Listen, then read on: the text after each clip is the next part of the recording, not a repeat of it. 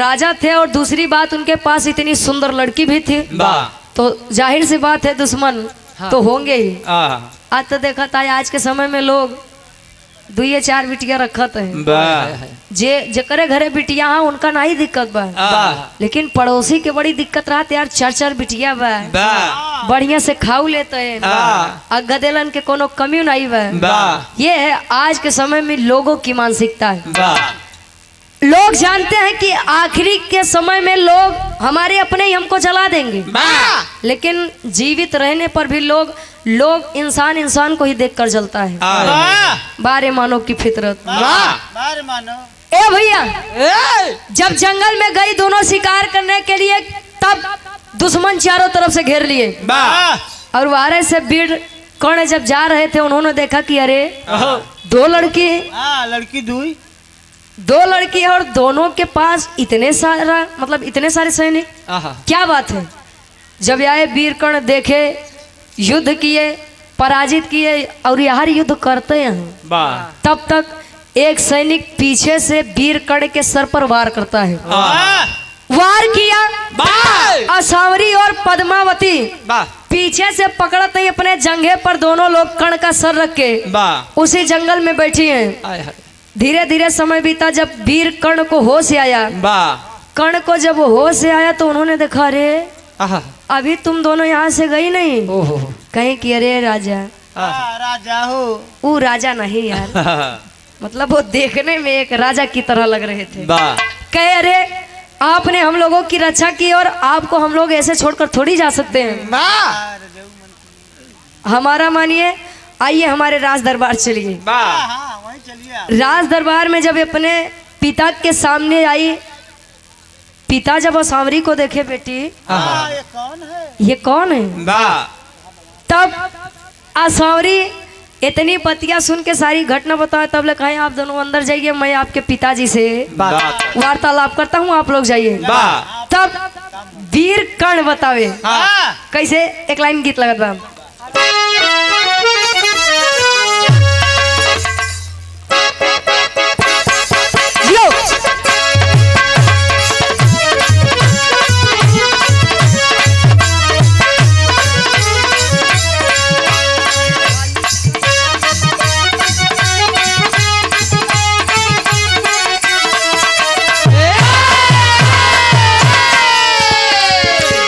सम्मानित हृदय के गार्जियन जी, जो कि परिचय के मोहताज नहीं है, आप राम मूर्ति मौर्य जी और आइन से 100 रुपए आशीर्वाद के चाह रही। ये गीत मार्केट में बड़ी तहलका मचाए रही, बड़ी ट्रेंडिंग गीत रही, जेकरे मोहे सुना बुढ़वा से लेके जवान तक एक कई गीत।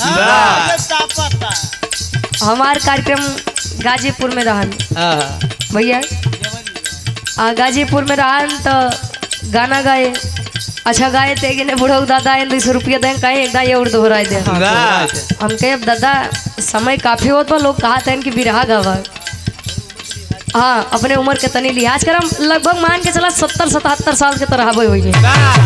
अब यार इतने में बुढ़ऊ दादा घुसिया गया, कहने काम कर हमारे पैसा दे, बारे दादा हम कहे भैया हमारे मास्टर थोड़ा गुस्सेल मिजाज के हैं, पैसा लौटा दें, कहीं जाए अगले गवैये से गवाई दे, तो का करबा, जमाना हुई के बाद कुछ काका दादा सब है, लेकिन आज के समय में बस चढ़ जाए महुआ महारानी, अरे तो फिर जान ले। ए भैया ये गीत बड़ा मार्केट में तहलका मचा रहे, कोनो दुल्ही बतावे का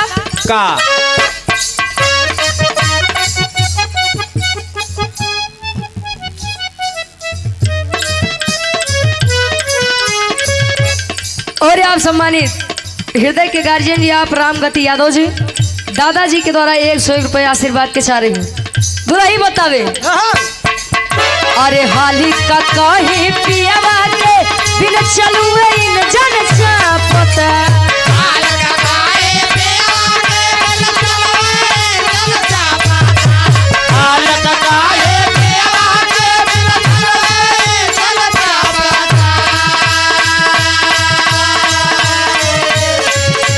हाली का कहीं पियावा के बिन चलू इन जन चापता, नया नया ड्राइवर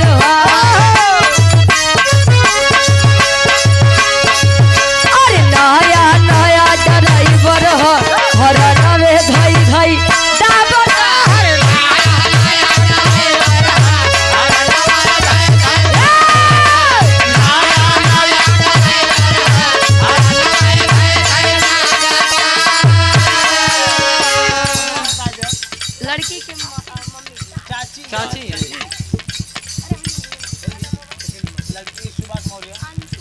सुभाष मौर्य जी बाहुर से ये गार्जियन जी के द्वारा 51 रुपये और आप कन्या पक्ष से यानी लड़की की आप पूजनीय चाची जी धर्म के हमारी भी चाची जी 100 रुपये और शुरुआत में आई कि भैया त्योहार लोग के सम्मान करिए आशीर्वाद के चाह रही है और ईश्वर से यही कामना है कि शादी विवाह अच्छे से संपन्न हो जाए बढ़िया से बीत जाए।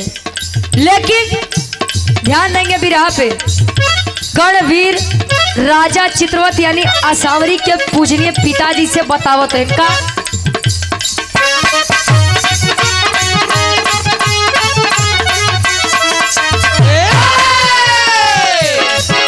अरे दोनों कुंवारी को साथ में लेके गणवीर तब आए हैं।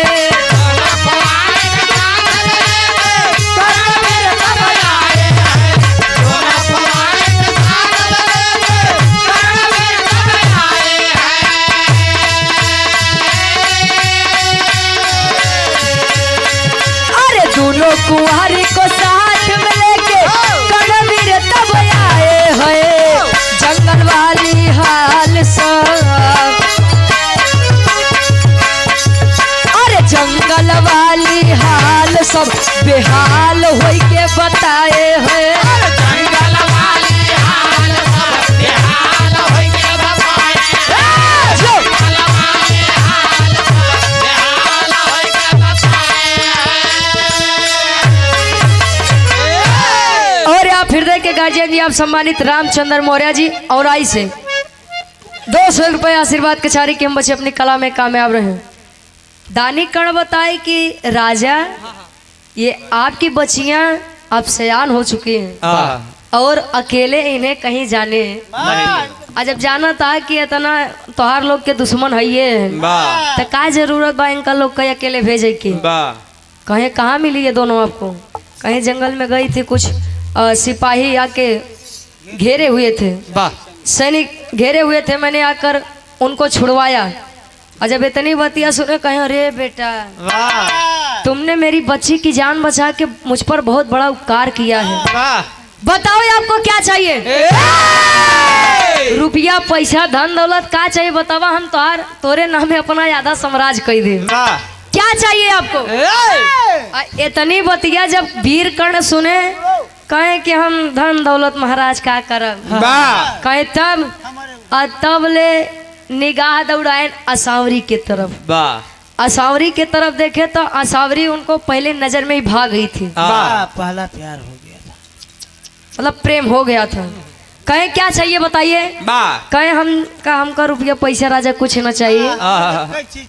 कहे क्या? कहे मैं चाहता हूँ कि आप अपनी बेटी असावरी की शादी मुझसे कर दीजिए। अब अगली बेचारी खड़ी व पद्मावती यार देखत बा तब ले असावरी कहे हाँ मैं इनसे सूद पुत्र से शादी करब। इतना हमारे दिन गिरा हो बा। इतनी बतिया जब राजा चित्रवत सुने तो पूरे सभा में धिक्कार रहे हैं। अरे तुम्हारी इतनी मजाल तेरी है औकात मेरे ही राज दरबार में मेरे ही सामने मेरी ही पुत्री का हाथ मांगता है। भाग जाना चाहिए। अरे तुम एक सूद पुरुष हो सूद पुत्र हो। अरे तुम्हारी क्या औकात है कि तुम मेरे बेटी से शादी कर लो। जब पूरे सभा में फिर से कर्ण का अपमान हुआ सोचिए वो वीर थे और पूरे महाभारत में उनसे बड़ा कोई वीर नहीं था लेकिन हर जगह से बेचारे ये बात सुन के दुखित हो जाए कि वो एक सूद पुरुष थे सूद पुत्र थे। इतनी बात सुने अपमानित हुए दरबार छोड़ के अपने राज्य वापस आ गए। अब धीरे धीरे समय बीता तो राजा चित्रवत अपने बिटिया बड़े स्वयंवर रखा था। स्वयंवर कैसे? एक लाइन गीत लागत बा।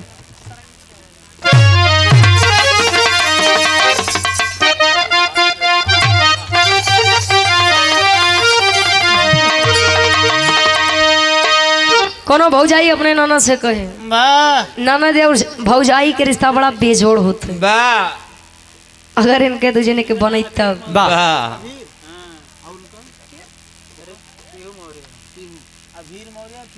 अभीर मौर्य और पीहू मौर्य छोटे छोटे भाई बहन हमारे आशीर्वाद दिला भैया हम खुदे नहीं ने कटोरा ले खुदे घूमत हैं। अच्छा कटोरा लगे कहूँ आशीर्वाद मिलत का यार? अगर मिलत हो तो लेके खड़ा हो जाए, देखा कितना आशीर्वाद कटोरा में पावत है। वाह ए भैया पढ़ लिख के अपने जिला जवार के नाम रोशन कर, अपने माई बाबू के नाम रोशन कर। कोनो भौजाई अपने ननद से पूछे कैसे, वाह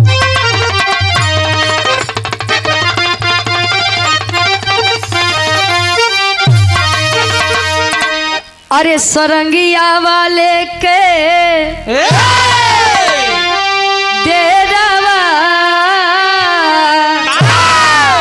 सरंगिया वाले के डेरावा बताई दे रे छोटा की ननदी। सरंगिया वाले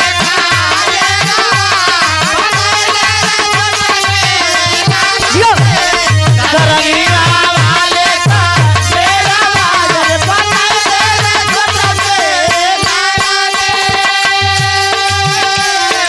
लेकिन राजा चितवत करत इनका स्वयंवर के कैले रचनवा, स्वयंवर के कैले रचनवा सजनवा खातिर बिटिया के, स्वयंवर के कैले रचनवा सजनवा खातिर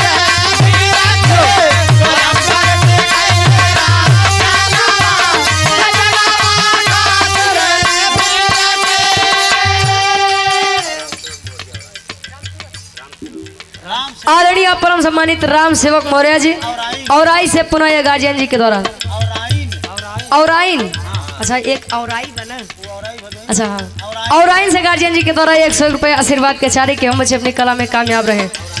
कहे स्वयंवर के कैले रचनवा वाह सजनवा बदे बिटिया के। वाह स्वयंवर का जब मतलब इजहार हो गया कि बेटिया सांवरी के लिए स्वयंवर रखा जाएगा, वाह निमंत्रण भिजवा दो, पति भिजवा दो, बड़े से बड़े वीर पुरुष वाह को जब यह बात पता चली, बिटिया यार 18 साल 19 साल के बाद, केहू 55 साल, वाह केहू 75 साल, वाह केहू 35 साल। वाह अब भाई राजा वीर जो होते थे सबको यह खबर मिली तब तो सभी चाहता हाँ। कि कन्या कुंवारी हमें भेटाई जाए। वाह भैया बर ले हम कहा थे कैसे,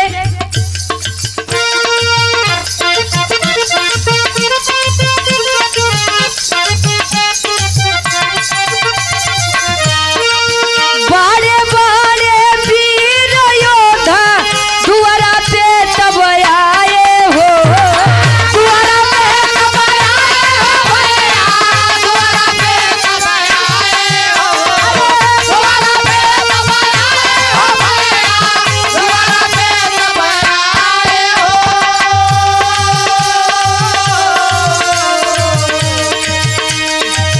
एक बार मारे तब करण मुकुट तब गिर जाए हो, मुकुट तब गिर जाए हो भैया, मुकुट तब गिर जाए हो, मुकुट तब गिर जाए हो भैया, मुकुट तब गिर जाए हो।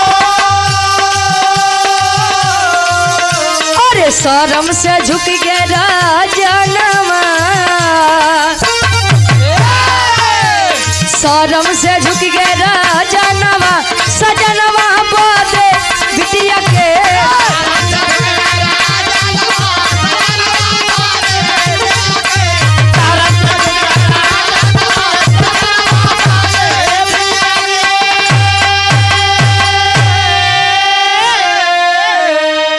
बड़े बड़े वीर योद्धा आए और उन्हीं में से दानी कण भी आए। वाह ये देखे बदे कि आखिर हमें ठुकराई के देखा या सांवरी के बियाह कैसी करत है। वाह देख ले आए बड़े बड़े वीर योद्धा बैठे हैं और कुर्सी लगी है, सिंहासन लगा हुआ है और वही बिचवाई में कर्ण भी बैठे हैं। जब कर्ण जी का देखें राजा चितवत कहे नहीं मानी ने, वाह अब एक का हम हटाई के धुतकार के यहाँ से भेज दिए रहे। वाह भाग जा यहाँ से हटो चुप।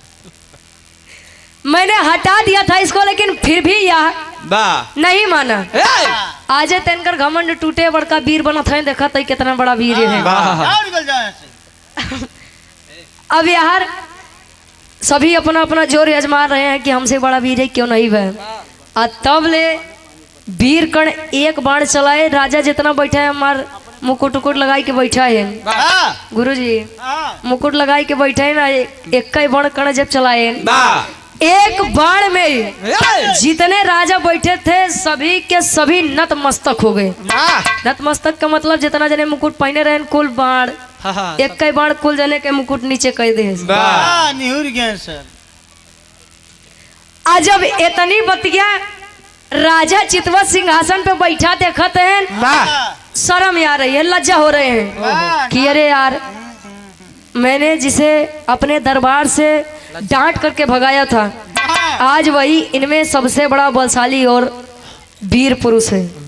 अब इतनी बतिया जब देखी असावरी कहीं अरे लागत लग जाए मुआना माने नहीं है कहे लागत भाई मानी ना जेके हमरे बाबू डांट के भेजे ना, हम खुद धिक्कार दे कि हम तोरे जैसा लड़किया से शादी न करब। आज हमारे बाबू के कहाई के चक्कर में लागत भाई ऐसी शादी कर। लेकिन एक बात जान लीजिए, दानी तो थे ही, वीर थे भी, लेकिन उनके अंदर एक और खासियत थी। कौन खासियत कवि जी टेरी के भाव में बताते हैं।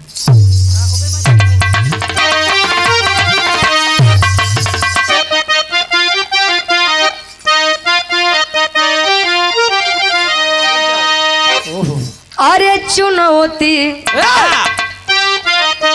देख के बोले बीरवा, अरे चुनौती दई के बोले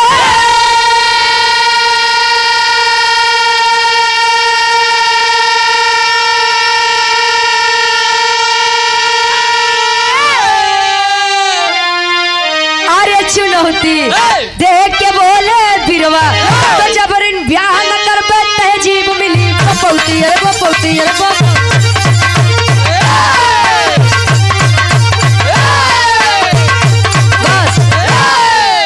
कहे जबरन ब्याह न करबे तहजीब मिली बपौती, चुनौती दई के बोले बीरवा।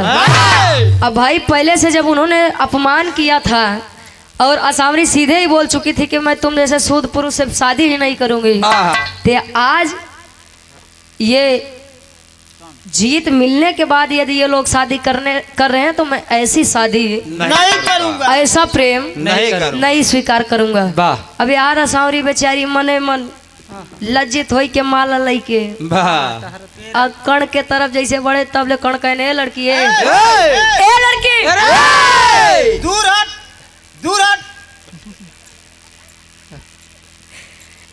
कर्ण कहे मैं आपसे कुछ प्रश्न करना चाहता हूँ, कुछ सवाल करना चाहता हूँ। कहन क्या पूछा था चौक के भाव में कैसे।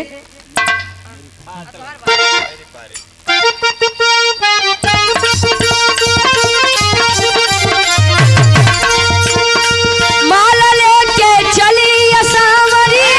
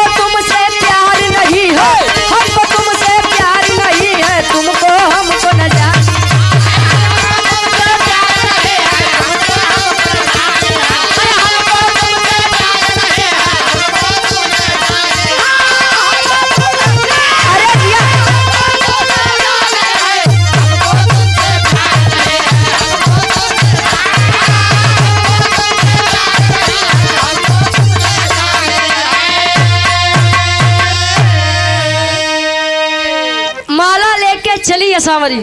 असावरी जब माला लेके वीरकर्ण की तरफ जाती है, आखिर पिता ने कह दिया था, बात के पक्की जुबान थी कि मेरी बेटी को यहाँ से वही लेके जाएगा जो सबसे बड़ा वीर इस पूरे राज दरबार में होगा। और इतनी बतिया सुन के समझ के असावरी जा रही है, तब ले वीरकर्ण कहे लड़की ए लड़की, प्रश्न मेरा तुझसे यह है कि क्या तू सच में मुझसे शादी करना चाहती है या अपने पिता की हार से शादी करना चाहती है? इतनी बतिया सावरी पिता कहती लखे कर्ण कहती लखे कहे तो उसी के शादी करे चाहत वो तो हमारे बाबू अपने बात के कहे अनुसार हार गए और मैं अपने पिता के सम्मान में आपके गले में या माला डालने चल रही हूँ। इतनी बतिया वीरकर्ण सुने कहे अरे प्रेम करता था मैं तुझसे, लेकिन अगर मुझे तुझसे शादी करनी होती तो शायद उसी दिन यहाँ से खींच के लेकर चला जाता, तेरा या पिता कुछ कर नहीं पाता। लेकिन मैंने इंतजार किया और फिर तू आज कह रही है कि तू मुझसे प्रेम नहीं करती है, तो सुन मैं भी तुझे आजादी देता हूँ, मैं भी तुझसे शादी नहीं करूँगा। असावरी के साथ उनकी दासी जो पद्मावती रहती थी, वो बेचारी ऐसे खड़ी बा लखत बा कि इतने अच्छे पुरुष को, इतने वीर पुरुष को ये लोग ठुकरा रहे हैं, इनकी पागल पंथी है। और पद्मावती मन ही मन में कर्ण से प्रेम करने लगी। असावरी के ठुकराई के कर्ण करत है इनका हमारे विराह के आखिरी गीत लगत बा।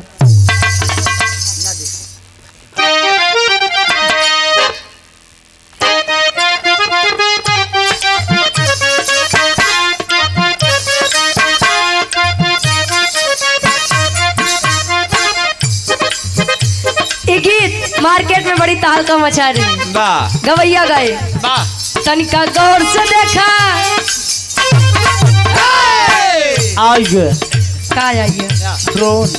भागो। अरे हाँ का चाहत आगे बैठा उन्होंने भाग गए। अब वो चोर वाली वो जौन उड़त रहा गायब हो गया, ये काम वाला चीज बा। कहे तनिका गौर से देखा बदल गई स्टाइल रे दैया, हाँ स्टाइल रे दैया, बेलना पकड़े वाले हाथन में मोबाइल रे दैया।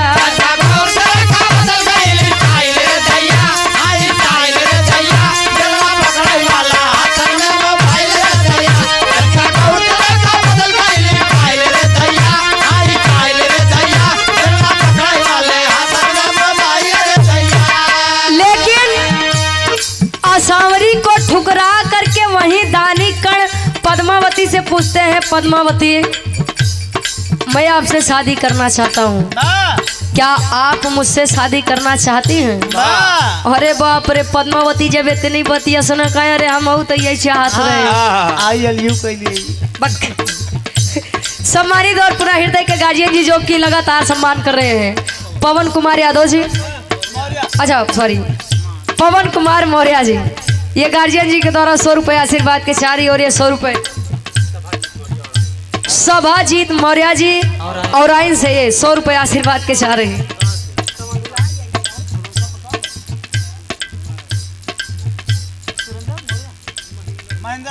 और यहाँ धर्म के बड़े भैया महेंद्र मौर्य, क्या नाम है? यम से महेंद्र, यम से मौर्य। सोहनसा से गार्जियन जी के द्वारा 200 रुपये आशीर्वाद के चारे। अब बाबू जी आवत है उन्हों के लैले महाराज।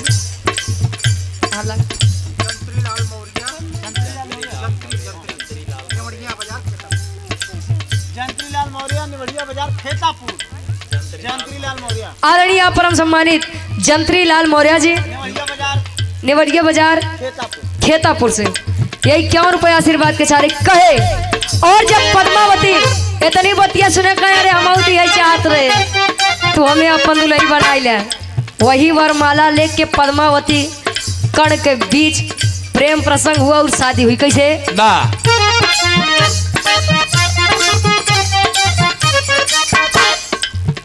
पद्मावती से भैली कर्ण के शादी बाबूजी, हाँ शादी बाबूजी, शादी वाली जिंदगी छुट्टी मिली आजादी बाबूजी।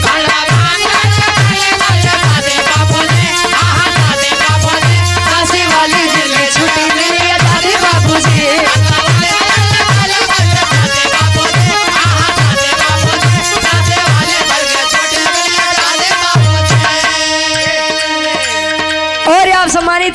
गार्जियन जी आप श्री राकेश तिवारी जी, प्रधान बहुर अध्यक्ष प्रधान संघ बदलापुर से 500 रुपये आशीर्वाद के चाह रही पद्मावती। ग्राम रोजगार सेवक संतोष मौर्य। आदरणीय आप परम सम्मानित ग्राम रोजगार से आप ग्राम रोजगार सेवक संतोष मौर्य जी सेतापुर से आप गार्जियन जी के द्वारा ये 100 रुपये। अवनीश मौर्य बीडीसी सेतापुर से गार्जियन जी के द्वारा 100 रुपये।